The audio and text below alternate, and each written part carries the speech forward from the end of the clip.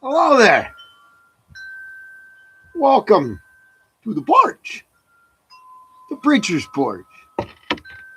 Glad to share a few minutes with you today. Beautiful April day in Michigan. Mostly clear blue skies. I mean, partly cloudy is not even close. I see one little bank of clouds way to the south down there. Of course, now the wind is up. I don't know. I might have to take that wind chime down for a minute. Stand by. Let's. It's pretty, but let's get to some peace.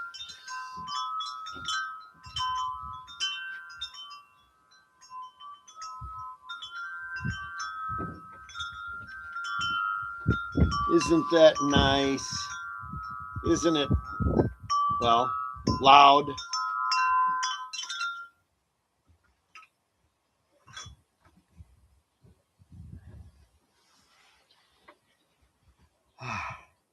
Peace of mind. Well, here on the preacher's porch, I've had an interesting thought in my devotional reading. My reading some scripture this morning, and it brought back some memories. And I'll putter around in my thoughts and let you join me. I got something right in the middle of the screen here. What's that? Come on, I'm trying to work. Talk to my friend. Anyways, some fun memories. What's the word? Psalm 32, 8 through 11. I will instruct you and teach you in the way you should go. I will guide you with my eye. Do not be like the horse or like the mule. Really, Lord? Maybe we should pick on. Oh boy, the wind is going to get my screen. That's on a laptop. All right, let's fix that. Everybody hold still a minute. There's got to be a way to do this and make that quit doing that. Let's see here. That seems to stabilize it. Okay. So, anyways, do not be like the horse or like the mule. See, I'm still like a horse and a mule. Look at that screen jumping all over the place. All right. We'll try one more thing here to fix it.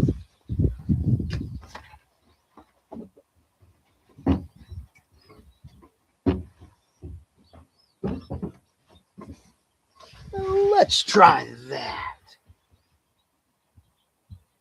Everybody chilled out. Okay. Now, do not be like a horse or like the mule, which have no understanding, which must be harnessed with bit and bridle, else they will not come near you. Many sorrows shall be to the wicked, but he who trusts in the Lord, mercy shall surround him. Be glad in the Lord and rejoice, you righteous, and shout for joy, all you upright in heart. Let me go back in some memories here, because this is a great. It's a fun little journey into the past for me. We had horses for a while, many years ago. Not me personally. My dad had horses. Dad was a farm boy, farmer raised person of the 30s and 40s, and he couldn't. He just never could get too far away from it. He had to be gardening. He had to be uh, raising something all throughout. What happened to my screen here? Oh, didn't know it was going to do that to me. I think you could see me, but I went to screensaver. Don't do that. Now I got to change my settings next time. I'm not going to bother now because you're already seeing the difficulty I have with technical equipment, and if I start going into settings, we'll be here all day. Dad always had to raise. He had to have something. So he tried raising Irish setters, which he did for a while. Chickens coming and going from the enterprise on occasion. White Pekin ducks, and that was real interesting to try. Banny chickens, the Banny hens, they were the most difficult because he loved Irish setters. He loved them, and you could kind of train an Irish setter about that big chicken that he was part of the farm. But Irish setters in those days, I mean, now they've almost ruined the breed by making it a show breed, and they've bred a lot of the hunting out of it. But in those days, they were field bred, and you get a Banny hen. Do you know how much those things look like a grouse, a partridge? Or even you could say a pheasant. Those Irish setters, they were confused.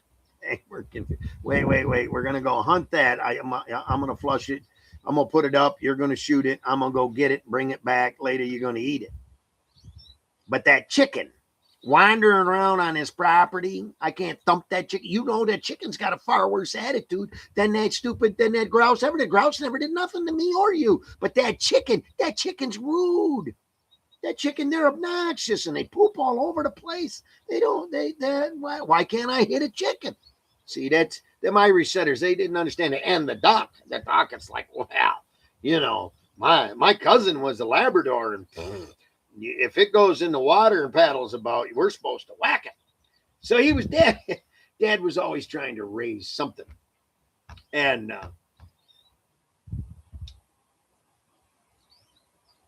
after a while, now there were 5 of us that were almost in exact successive years. They had 4 in a row, and then they skipped a year and had me. But anyways,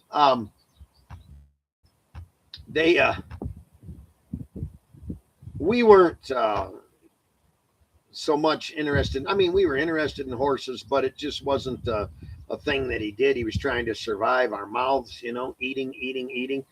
Me being exhibit A there, boy, I could eat. Wow, I could eat. So he was trying to raise things that, produce food. But yeah, my younger brother and sister, they were behind us by a few years. And I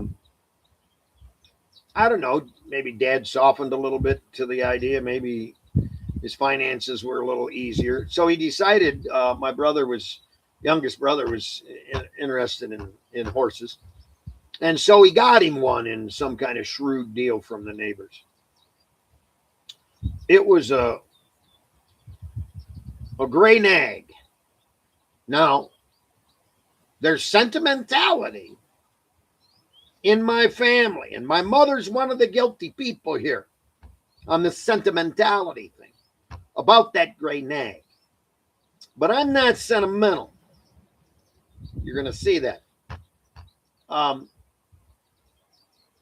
For those of you who know anything about horses, what about the stubborn streak in the Welsh or the Shetland breeds. Now, wait. Would you ever, in your dumbest dreams, nightmares and daymares and mares of any kind, produce a mare that would be a cross between Welsh and Arabian? Oh, let me tell you about attitude. Oh. And it was a pony because of the Welsh. So she might have made 12 hands, maybe. Now, my dad wanted to be able to ride with my brother, and thought maybe they could ride together.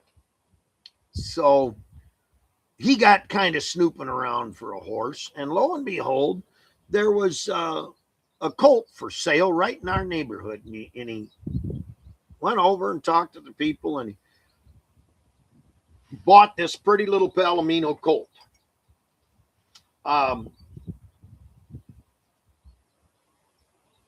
And this is where I begin to learn about the difference between good horses and bad horses. I thought all horses were just kind of cranky and ornery anyways, you know.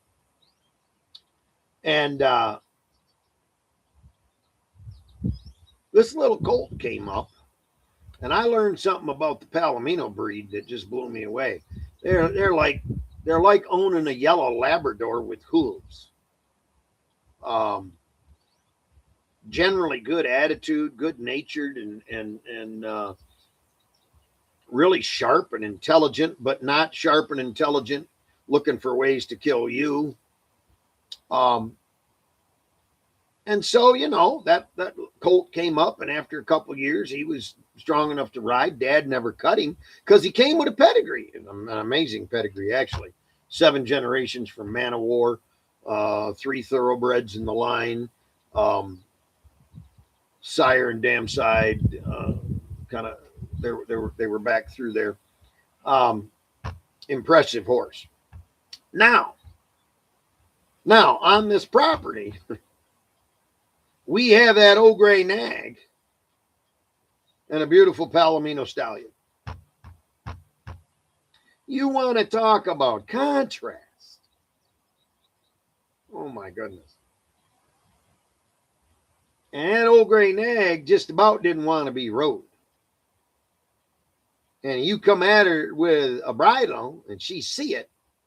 You know, she wasn't registered, or she wasn't even what you'd call grade stock. So Dad left a halter on her all the time so that she could be caught quickly and then restrained. But I'll tell you what, if you went to saddle her up and you short tied her, she'd lose her mind. She'd lose her mind. Straighten the rings right out on a lead rope or on her halter. Straighten them right out flat. She did not like being short tied. Had her fall down one time, thought she was going to die, wondered if it wouldn't have been a better idea. I didn't leave her there. I loosened the stupid rope. But that horse, she didn't want to be rode. That big Palomino stallion, he loved my dad. And I got to where he liked me pretty good too. And my dad would pull in the yard from work, and that stallion would come to the gate and meet him at the gate so they could go ride. Wow. What a difference. Now, let's get into this scripture. Because you know how bad a horse can be. If that horse don't want you, they'll take you under low branches. They'll do things that set you off, pitch you, throw you. No. Listen to what it says. I will instruct you and teach you in the way you should go. I will guide you with mine eye. Well, what about a life where the master is looking out for our steps?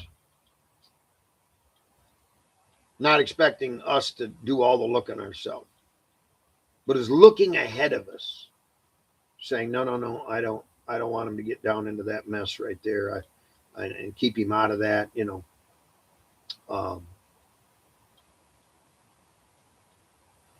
the horse riding along, being instructed. The wise rider on the back of that horse looks out and, looks for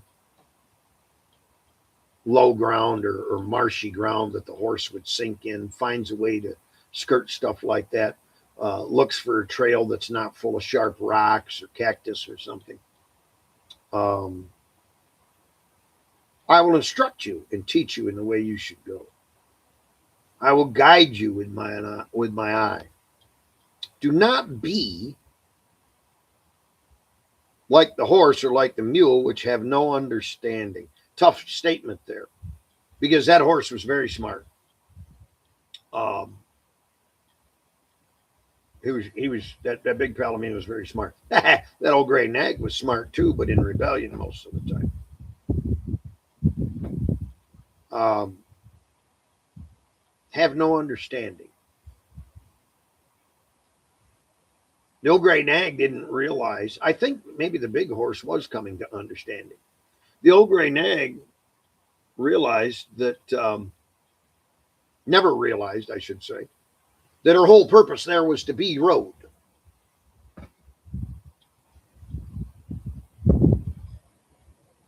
Her whole purpose was to give joy and pleasure to my younger brother, to be cared for by the master of the property, my dad, and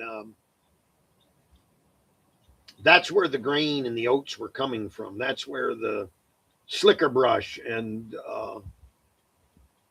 the hoof trimming.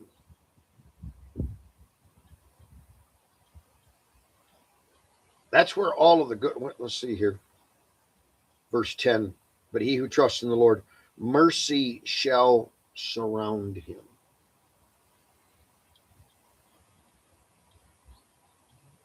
And she didn't get it. She was a survivor. We fed her hay and grain in the winter. Give her a good calorie burn and so on. We always let her fur out. Had a nice little enclosed shelter for her and so on. But she was a survivor. She'd go out and she'd strip the bark off of willows like a white-tailed deer. I'm telling you, she was a piece of work.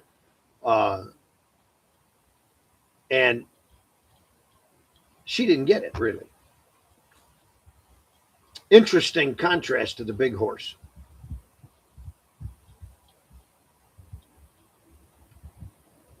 Horses and dogs, they can tell who's running things. And that big horse knew my dad was in charge. He also could feel the gentleness of my dad's touch, the combing, the slicker brush, the mutual respect between them. He somehow felt that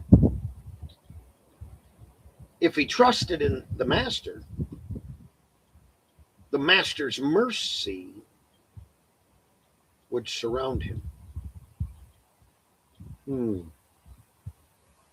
Be not like the horse or the mule, which have no understanding, which must be harnessed with bit and bridle, or they will not come near you. What a contrast it was between a good horse and a bad horse, or an ornery horse, an independent thing. I'll tell you how much I appreciate him. I didn't consider myself that good of a horseman. I could ride, but my younger brother was really good. Saddle, bareback, it didn't matter. And Dad got some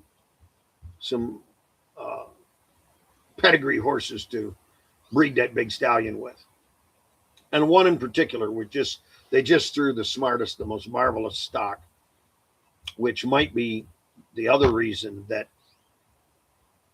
the big Palomino stallion liked my dad, because my dad was making sure that he was supplied with ladies. He was like, oh, this is a pretty good arrangement. oats and hay, and oh, look over there. And then he would come up and rub on Dad. I appreciate you, boss. I appreciate you. Um, well, one day, this big mare that we had, not the ornery one, this big one, great broodmare. Um, she got loose and got out into the neighbor's alfalfa field. Well, the neighbor was pretty big dairy operation. He didn't want no horses out in his alfalfa that was going to go into his dairy silage. He didn't want that. So I got back there, and here I see they've compromised the fence and they're out. And I knew I had to hurry and get him out of there. So I ran over to the big horse. All he had on was a halter. He didn't have a bridle. And I looked at a fence post, and there was a couple of strands of my fix went. There was a couple of strands of baler twine, just baler twine off of a bale of hay. There's 4 or 5 of those hung over a fence post, and I grabbed them real quick and called the big horse over to me. And he was the kind of horse that would come. And I did a slip knot, couple slip knots through the rings of his halter, no bridle, and swung up on his back with that baler twine for reins, and bareback, and off we went to get her herded back in. So we run her to a fence line, got her out of the alfalfa, and then took her along the fence line and back around and out we lived on a dirt road at the time, and out on the dirt road, and he loved it. That big Palomino stallion had good cutting blood. He loved to put his head on something and chase it and corner it and put it where it belonged to make it behave. And it was interesting because I got pushed out of shape. I just wasn't good bareback at all. I got pushed out of shape a couple times. And most horses will just finish you off and go join the other horses and join the party. That good horse rode back underneath me. He literally picked me up so we could go finish the job. Wow. By the way, do you know he got special treatment? I'm going to tell you, when I had to work on horses, he got preference. Why? Well, because he wasn't this bad horse. He understood that if he got hooked up with the master, if he let the master define his purpose and then live out that purpose, he got to be closest to the master. And inside that closeness, he had all of his purpose. He had all of his meaning. We never gelded him. Dad bred that. He used him to stand breeding for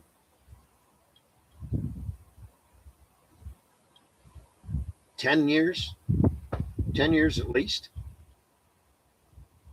I'm trying to think. I don't think it made it to 15, but all of 10 years.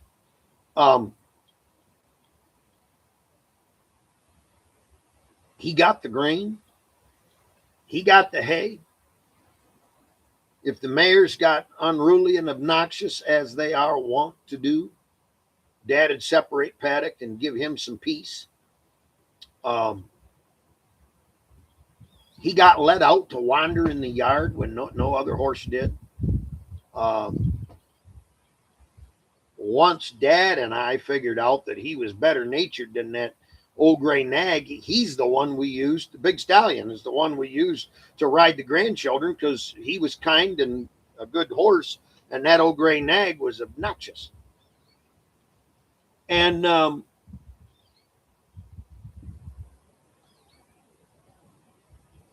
I look at this And the contrast just start to me. That horse or that mule-headedness, doesn't understand that deployment by the master is the answer to all purpose and meaning. Doesn't understand that closeness, being the one that's right there when the master needs him, being the one that is close, is friendly, is not being obnoxious. My dad, that horse was so good natured toward my dad, to me too, to some degree. But I've watched my dad. They'd bring in mares and get stud fees for his breeding. And I've watched him in the ring with a mare, and they're going round and round and round, and Dad's looking at the mare going, well, if there's that much chase, she's probably not really in heat, probably not ready. And he didn't want Twister he didn't want him to get kicked or damaged. But, Twister was pretty serious about that business. There was a mare in the ring with him. That was supposed to end a certain way. And so here's my dad, 5'6", 170 pounds maybe. And here's these two massive horses running around this paddock, and the big stallion, come here. The mare, get away.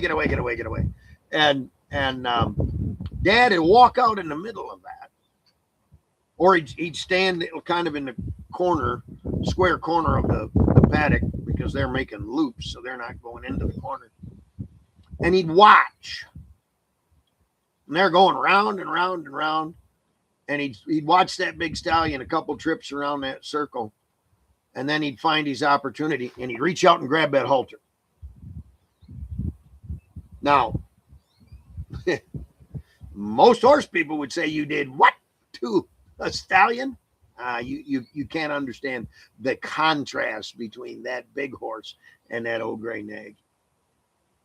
He would literally stop right on the spot and look at my dad. Oh, you need something, boss? And then he'd look over and he'd kind of, make that horse nicker noise at that mare and toss his head a little bit. I'll get to you later. And the boss needs me right now. We're going to go do what he wants to do, but I'll be back. And that was his whole attitude.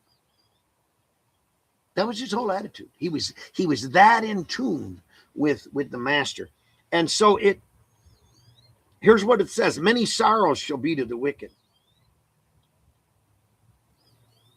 Well, he wasn't unruly enough to have to get smacked around, get pushed, get shoved, get ugly things. I remember the drop, one of the colts from that old gray nag. The neighbor had a big strawberry roan American Mustang stallion. Not a good-natured beast. And dynamic looking. And he came down, he got loose and came down and bred her one season. I think it actually happened 3 times. The first one was so obnoxious. I'm surprised somebody didn't shoot him. And it might have happened after we sold him. That horse was obnoxious. He was horrible. The second one was not much better. It was not a good crossbreed. They were ungainly looking creatures, and for the most part unrideable. And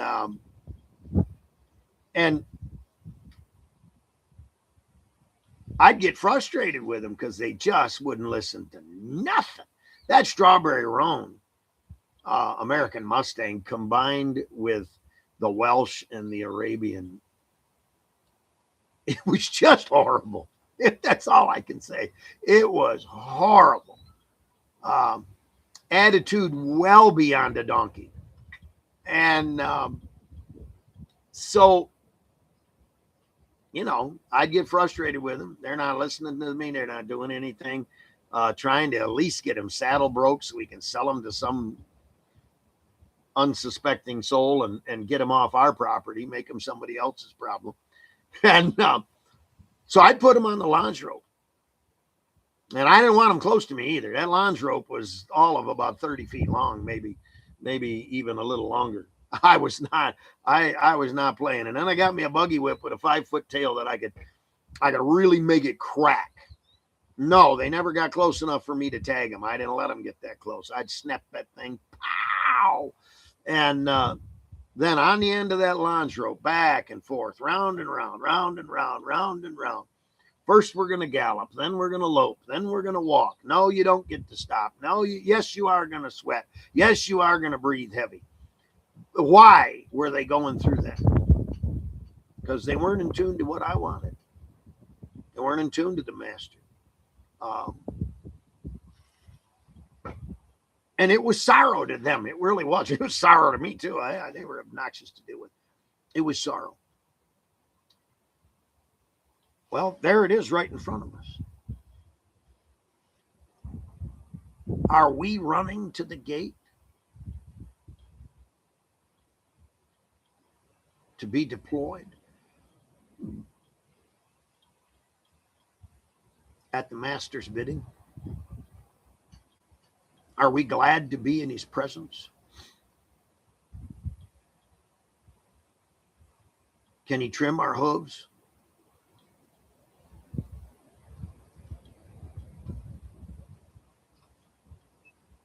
Can he take us and go places? And we're good-natured and we don't bolt and buck and give grief? Because that's where the surrounded with mercy is. Don't be mule-headed.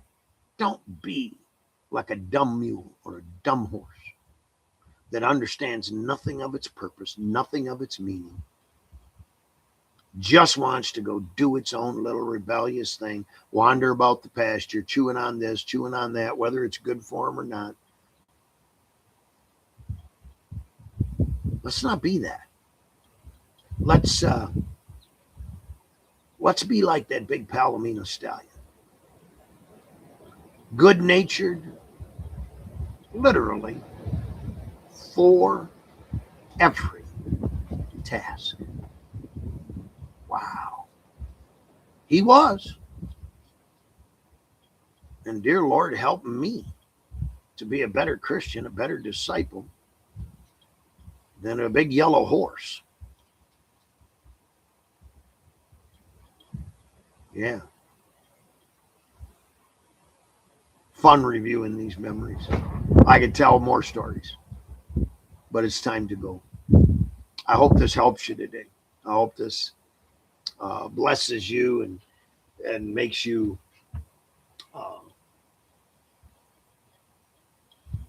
not just makes you inclined to the Lord. I hope this gives you an affinity for his presence. Understanding that is where you are surrounded by his mercy.